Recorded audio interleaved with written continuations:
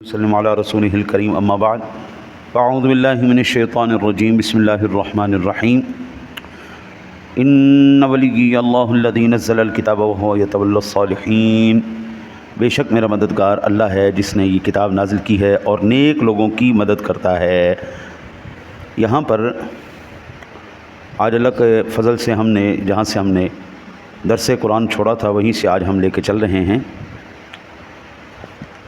اس کا مطلب یہ ہوا اللہ اور ایمان والے مدد کرتے ہیں ایمان والوں کی، اللہ بھی مدد کرتا ہے، ایمان والے بھی مدد کرتے ہیں۔ میں زندگی میں کبھی بھی ایسے شخص سے خوف زدہ نہیں ہوا جو میرے ساتھ خود مقابلہ کرے، وہ مجھ سے 10 گنا بھی بڑا ہو، پہلوان ہو، مجھے کبھی ڈر نہیں لگا۔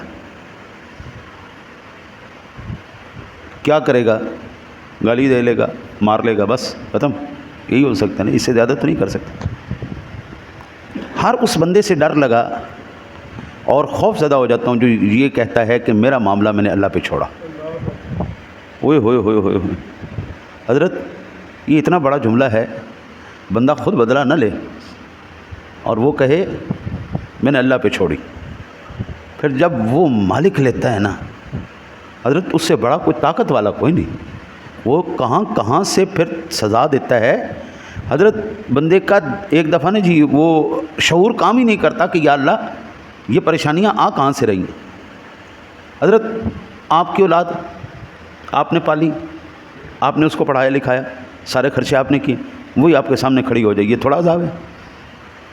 یہ تھوڑا عذاب ہے کہ آپ کی ہی پیسوں پہ پلنے والی اولاد وہ آپ کے سامنے کھڑی ہے جی، سارا کچھ آپ نے کیا ہے اور وہ آپ کے سامنے وہ بیوی جس کی خاطر صبح سے لے کے شام تک آدمی کام کرتا ہے، محنت کرتا ہے، اپنے خون پسینہ ایک کر دیتا ہے، بندہ بالکل بے بس ہو جاتا ہے جی، رات کو جب واپس آتا ہے تو اس کے جسم میں جان نہیں ہوتی، وہی آپ کے خلاف ہو جائے تو یہ تھوڑی عذاب ہے؟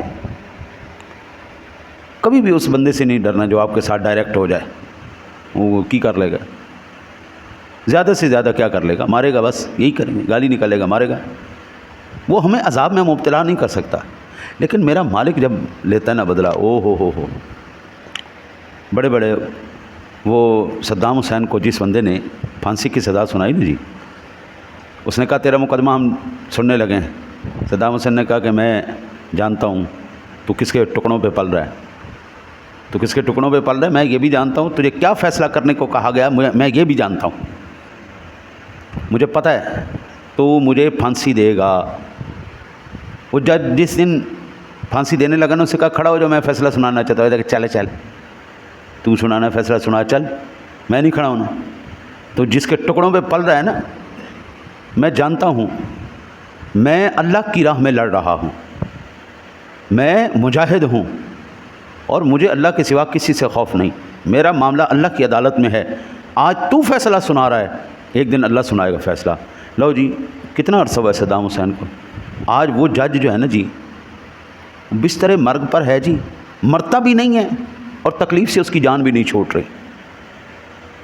تکلیف یعنی اللہ نے زندگی میں اس بندے کو اتنے درد اور اتنے کرب میں مبتلا کر دیا ہے کہ وہ بندہ اب وہ جو کہتا ہے ترلے لیتا ہے، مجھے زہر کا ٹیکہ لگا دو، میں مر جاؤں، میرا گلا دبا دو، مجھے مار دو، مجھ سے یہ درد برداشت نہیں ہو رہا۔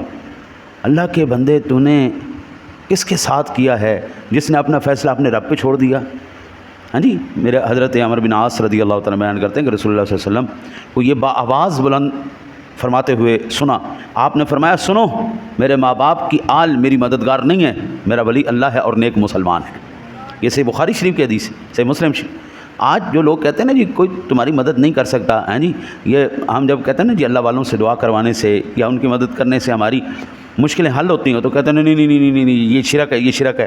یہ میرے سامنے بخاری شریف کی حدیث ہے، 5990 نمبر حدیث پاک ہے، صحیح مسلم شریف کے اندر یہ حدیث پاک موجود ہے، یہ مسند امام احمد کے اندر بھی حدیث ہے۔ حضور فرماتے ہیں میری آل اولاد، میرے خاندان سے مجھے کوئی امید نہیں ہے، میری امید اللہ ہے اور نیک مسلمان ہیں۔ ایک اور مقام پر عمر بن عبدالعزیز اپنی اولاد کے لیے کچھ مال جمع نہیں کرتے تھے۔ میں نے آپ کو حضرت عمر بن عبدالعزیز کے بارے میں بتایا، نواب آدمی تھا یار، سیٹ لینڈ لارڈ آدمی، جب منصب خلافت پر آیا سب کچھ بیت المال میں جمع کروا دی۔ لوگوں نے بڑا کہا حضرت جی کو اولاد کے لیے بچا کے چلے جاؤ یار، تمہاری مہربانی، اولاد کو اس طرح تو نہیں تئی دامن کرتے نا جی، آپ نے اپنی اولاد کے لیے کچھ بھی نہیں چھوڑا یار، کوئی مکان چھوڑ دو، کوئی پیسہ جائیداد چھوڑ دو، کوئی شرفیاں وغیرہ چھوڑ دو کہ تمہارے بعد جو ہے تمہاری اولاد بھیک نہ مانگتی پھرے۔ تو انہوں نے کہا کہ میری اولاد صالح اور نیک ہوئی تو اس کا ولی اور مددگار اللہ ہوگا، اور اگر ان کا مددگار اللہ ان کا مددگار ہے، ان کا ولی ہے، تو پھر مجھے کس بات کی خوف ہے؟ میری اولاد کو میرا رب سنبھالے گا، وہ ان کی مدد فرمائے گا، اور اگر میری اولاد مجرم اور گناہ گار ہوئی تو میں اپنی مال سے ان کی مدد کیوں کروں؟ بھائی اگر میری مجرم ہو جاتی اولاد، میں اپنے مجرم اولاد کو پیسہ دوں، جائیداد دوں، وہ لڑتے پھریں؟ ہاں جی، اللہ تعالیٰ نے موسیٰ علیہ السلام کا قول ذکر کیا، قال ربی بما انعمت علی فلن اکون ظہیرا للمجرمین، سورہ قصص کی آیت مبارکہ ہے۔ موسیٰ نے عرض کیا ہے میرے رب چونکہ تو نے مجھ پر احسان فرمایا ہے سو اب میں ہرگز مجرموں کا مددگار نہیں ہوں گا۔ یعنی اللہ بھی نیک لوگوں کا مددگار ہے، مسلمان بھی ایک دوسرے کے مددگار۔ اس واقعے سے مجھے ایک اور واقعہ یاد ہے، عمر بن عبدالعزیز کے واقعے سے، یہ میرے شیخ سے میں نے سنا تھا۔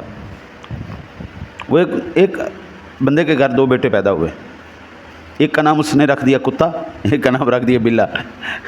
لوگ بڑے پریشان ہو گئے ہیں جی کہ یار بلا اولاد کا نام بھی کوئی یہ رکھتا ہے، کتا بلا رکھتا ہے کوئی نہ، یہ بڑے عجیب نام ہے۔ اس نے کہا بات یہ ہے کہ جب بھی اولاد بڑی ہوتی ہے نا جی، تو اس میں سے بعض بچے بڑے گندے اور نافرمان اور مجرم پیدا ہو جاتے ہیں، تو اس کو جب گالی نکلتی ہے نا تو سب سے پہلے باپ کو گالی نکالی جاتی ہے یا ماں کو گالی نکلتی ہیں۔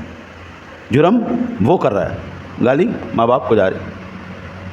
لوگ یہ نہیں دیکھتے مجرم کون ہے، بھئی اس میں باپ کا کیا قصور ہے؟ کوئی باپ چاہتا ہے کہ اس کا بیٹا بدماش بن جائے، لچا لفنگا بنے؟ کوئی نہیں چاہتا، ہر ایک چاہتا ہے میری اولاد نیک ہو، صالح ہو، نمازی پرہیزگار ہو، ہاں جی وہ یہ عمل کر۔ تو اگر یہ برے نکلے تو لوگ مجھے گالی دینے کی بجائے لوگ واضح طور پر یہ کہیں گے کہ ان کے باپ کو پتہ تھا انہوں نے بڑے ہو کے بے شرم اور مجرم بننا ہے، اس لیے ان کے نام ہی ایسے رکھیں، گالی ان کو پڑے گی مجھے نہیں پڑے گی۔ اور اگر یہ نکل آئے نیک، تو جو کتا ہے وہ قطب دین بلوا لے گا، جو بلا ہے وہ بلال دین بلوا لے گا، بلال بلوا لے گا اپنے نام۔ بندہ نیک عمل کرے تو جہاں پر اس کا نام اونچا ہوتا ہے بھائی جان، اس کے ماں باپ کا نام بھی اونچا ہوتا ہے۔ میں اکثر یہ جملہ عرض کرتا ہوں اپنے ساتھیوں سے، بہت کم بچے مجھے تابعدار نظر آتے ہیں اپنے والدین کے، ظاہر بات ہے بچے بھی ملتے ہیں، اب یہ ہماری فیلڈ ایسی ہے جس میں بچے بھی مل رہے ہیں، ماں باپ بھی مل رہے ہیں، سارے مل رہے ہیں۔ بڑے کم بچے ہوتے ہیں جو میں نے با ادب اپنے باپ کے سامنے کھڑے ہوتے دیکھے ہیں، نہیں کھڑے ہوتے باپ کے سامنے، ان کو آداب گفتگو نہیں آتے، باپ سے ہم نے بات کیسے کرنی۔ بڑی بڑی بڑی کم اولاد ایسی ہوتی ہے جو ماں باپ کے سامنے نا با ادب کھڑی ہوتی ہے۔ یہ رمضان شریف کے اندر تو میں نے بہت زیادہ نظارے دیکھے ہیں، اور جو نیک اولاد ہوتی ہے اللہ تعالیٰ پھر اس کو پوری زندگی جو ہے نا اس کی برکت دیتا رہتا ہے۔ ان سے میں 2 ٹوک واضح کہتا ہوں، بابو 2 چیزیں ہوتی ہیں، ایک رزق حلال، دوسری تربیت۔ آپ 2 چیزیں دے دو اولاد کو، ساری زندگی تمہارے آگے آنکھیں نہیں اٹھائے گی۔ ان کو زیادہ نہ دو، ادھر سے بھی حرام پکڑ لیا، ادھر سے بھی حرام پکڑ لیا، پکڑ کے کھلایا میرے بچے خوش ہو، نہیں نہیں نہیں، جو حلال کی روٹی ہے وہ کھلاؤ، اس حلال کے اندر برکت اتنی ہوگی تیری اولاد تیرے سامنے آنکھ نہیں اٹھائے گی۔ دوسری، صرف حلال روزی ہی نہیں دینی، تربیت بھی دینی ہے، بڑے کا ادب، چھوٹے کے ساتھ شفقت، آداب دین۔ جو بندہ اللہ کے سامنے جھکے گا، میرا رب کیا ان کے دلوں میں ان کے والدین کے لیے عزت نہیں ڈالے گا؟ عزت ڈالے گا نا یار۔ یہ آج کا پیغام ہے جی، اللہ سے دعا ہے اللہ آپ کو مجھے عمل کی توفیق عطا فرمائے۔ اللہم صلی علی سیدنا و مولانا